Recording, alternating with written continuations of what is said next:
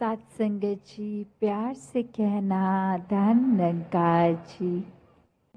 ये जो भाव है मन में हर किसी के, चाहे वो एक थोड़ा अहंकार रूप का भाव होगा तो भी वो बदला जा सकता है, और अहंकार से धीरे धीरे वो नम्रता की यात्रा की जा सकती है। तो बात वही कि भक्तों के संदेश में ये स्वयं को बदलने की जो बात होती है वो क्यों होती है, भक्तों का जीवन संसार के अन्य व्यक्तियों से अलग क्यों होता है, कैसे होता है।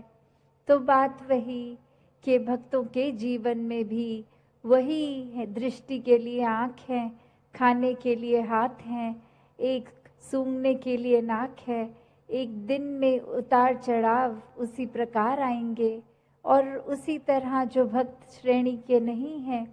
उनके भी जीवन में ये सब ही है। तो भक्तों ने जो एक बदलाव अपने अंदर लाया वो यही कि इस दुनिया में तो रहते हैं पर दुनिया से अलग होके रहते हैं। तो ये अलग अब कैसे रहना हुआ, ये ब्रह्म ज्ञान द्वारा जब इस परमात्मा को पा लिया, देख लिया, इसके प्यार में एक पूर्णता से खचित हो गए, तो कैसे एक अपने आप को हर पल इस परमात्मा के एहसास में रहने वाला वो भाव भक्तों के जीवन में आ गया। और जैसे एक दुनिया के तो तरह तरह के रंग हैं, भक्तों के जीवन में सिर्फ वो प्यार का रंग चढ़ता है जो इस परमात्मा से हो जाता है इसको देखने के बाद। तो ऐसे भाव से युक्त भक्त अपने जीवन के जब हर पल को जीते हैं तो वो भाव ही बदल जाते हैं, एक नज़रिया बदल जाता है। एक वो बात कि अगर हम कुछ भी उदाहरण लें कि कोई भी स्थिति में एक जो रुख करा जा सकता है वो एक अच्छी तरफ भी और बुरी तरफ भी, एक परिस्थिति से हम क्या निकालते हैं वो भी एक अच्छाई निकाली जा सकती है, एक बुराई निकाली जा सकती है। तो भक्तों ने हमेशा वो अच्छाई की ओर ही रुख करना सिखाया है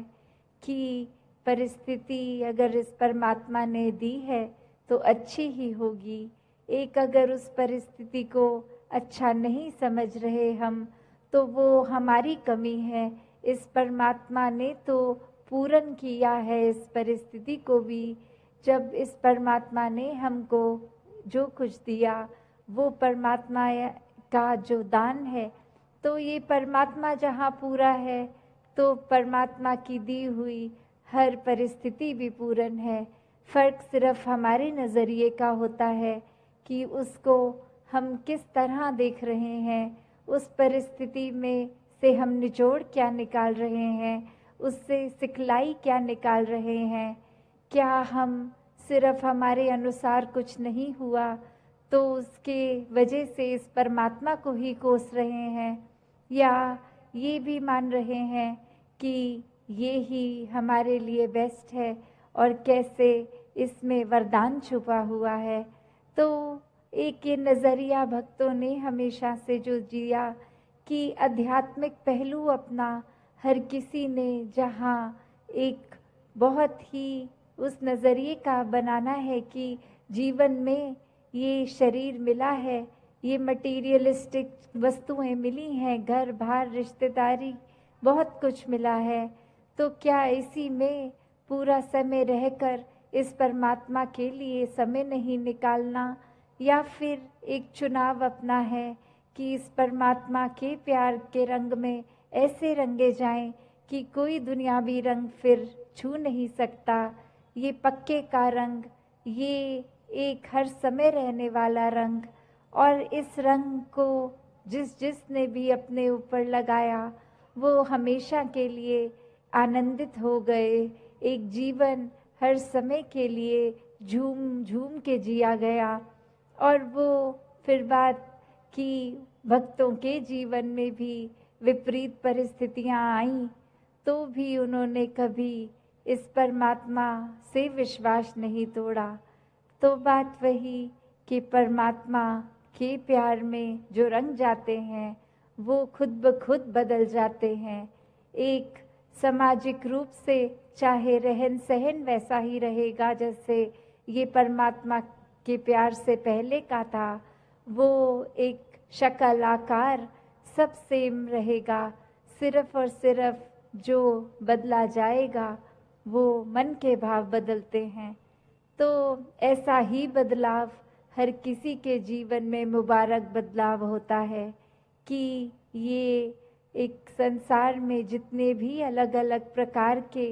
चाहे इंसानों के साथ मुलाकात होनी और वो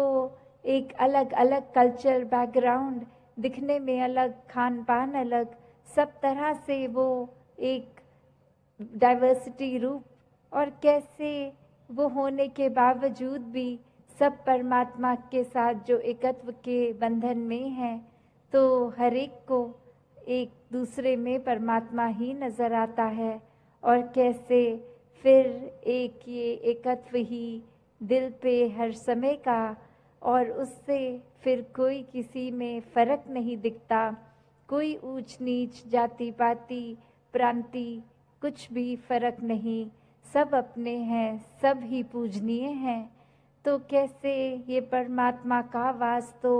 पूरी सृष्टि के कण कण में है और वहीं जो हर किसी में भी, और यही परमात्मा को देखना ब्रह्म ज्ञान है कि इस परमात्मा को जब हर समय के लिए ये दिखाई देगा कि हर जगह ही मौजूद है, तो फिर एक जहाँ अपनी भी चेतनता जाग उठेगी। एक जो सच्ची दात है, जो भक्तों ने युगों युगों से समझाई है कि दुनियावी एक दौन दौलत तो आज है कल नहीं, इसने बदल जाना है, एक माया का रूप बदल जाना है, घर परिवार सोसाइटी सब बदल जाएगा, पर सिर्फ और सिर्फ एक चीज़ जो अपनी जगह में कायम दायम शुरू से थी, अभी भी है और ये संसार खत्म होने पे भी रह जाएगी, तो वो बस ये परमात्मा, ये निराकार है। तो इस निराकार को पहचान के जीवन में जहाँ फिर वो समझ भी आ जाती है कि जो कुछ इस निराकार ने दिया है उसका सदुपयोग ही करना है, किसी के नुकसान का कारण अपने आप को या किसी वस्तु को नहीं बनाना, मन में भाव हर किसी के लिए एक शुद्ध विचार रखते हुए हर किसी के लिए फिर वो मन से एक दुआ अरदास कि ये जहाँ किसी के दिन घर में जीवन में एक स्वास्थ्य रूप किसी भी तरह का एक नुकसान हो रहा है, तो वो भी एक भक्तों का दिल तो इस तरह पिघलता है, किसी को देखकर ठीक नहीं है तो उनसे ज़्यादा उनका दर्द भक्त समझते हैं। तो कैसे ऐसे वाले जीवन को मुबारकबाद जीवन कहा जाता है। ये एक परोपकारी जीवन होता है, अपने लिए सेल्फ सेंटर्ड होके, सेल्फिश होके, ये अपने ऊपर केंद्रित नहीं, पूरे संसार की भलाई के लिए भक्त अपना जीवन लगा देते हैं, पूरी ह्यूमैनिटी, पूरी मानवता के लिए ये संसार में आकर। तो कैसे जहाँ एक मन में भी भाव होते हैं कि ये एक समान अगर नहीं भी कोई दिख रहा, पर सब ही एक हैं, तो भाव वही कि भक्तों ने युगों से ये जो संदेश दिया है कि कैसे इस परमात्मा को जानकर फिर अपने जीवन में बदलाव आ सकता है, ये जीवन बहुत ही सहज जिया जा सकता है, ये मन एक स्थिर करके हर समय रखा जा सकता है। इस स्थिर के साथ नाता जोड़ लिया तो मन भी स्थिर। ये एक दुनियावी आंधियाँ आती भी हैं अगर, तो वो कुछ पीस ऑफ माइंड, ये चैन और सुकून दूर नहीं कर सकती। फिर तो हर किसी एक अवस्था में ही लगता है कि ये बहुत ही अच्छा समय निकल रहा है, अगर कुछ है भी तो ये परमात्मा ने बहुत जल्दी काट देना है। तो कैसे एक जीवन में हर कोई इस रंग में ही रंगा रहे। तो